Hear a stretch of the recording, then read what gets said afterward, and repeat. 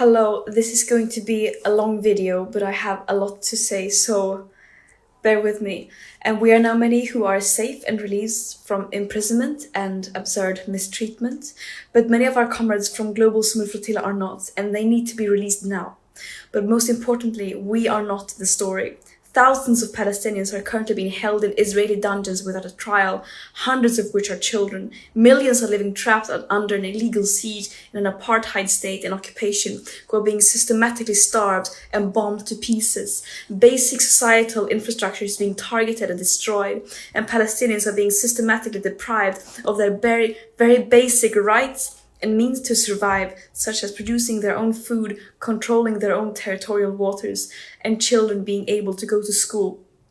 And the whole world knows that this did not start on October the 7th, 2023.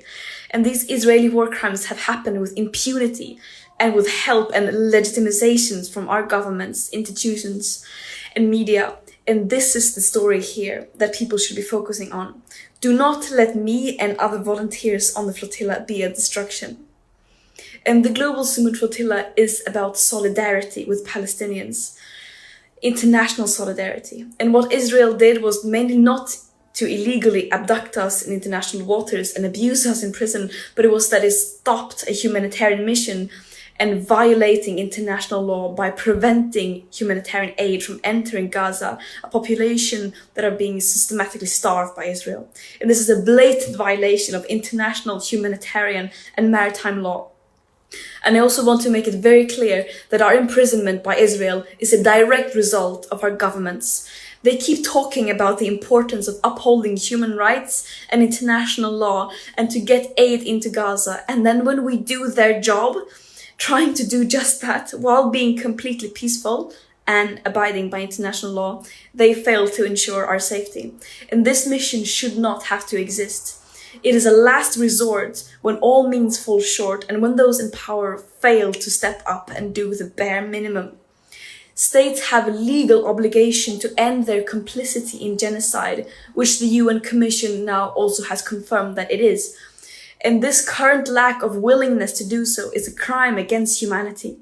Israel does not have immunity from international law, even though it might seem like it from their genocidal propaganda. No human being is worth more than any other, and that also applies to Israelis. It's absurd that this even has to be said. And just to have it said once again, of course we are not running errands for Hamas, nor are we terrorists. Israel think they can get away with only recycling their old arguments and smear campaigns to justify their atrocities without addressing the evidence of them committing a genocide. But the world sees through their desperate lies. Terrorism is defined as the calculated act of using violence to incite fear in a population for political control. Is that really what this peaceful humanitarian mission carrying food, medicine, baby formula in line with international law was doing? One can really ask who the real terrorist is here. And I stand by what I have said and stood for since I became an activist at the age of 13. I will continue to fight for a free world, a world free of all forms of oppression and racism, where we put human and planetary well-being over short-term economic profit and geopolitical control for a few.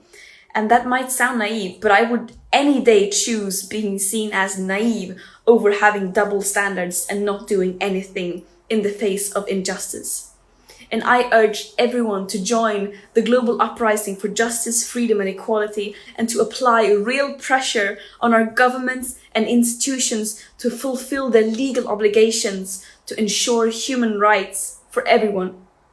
We have truth, morale, international law, justice, love, history, and solidarity of the world, as well as basic fucking common sense on our side. The war criminals have hate, lies, and weapons. Justice will prevail. Free Palestine.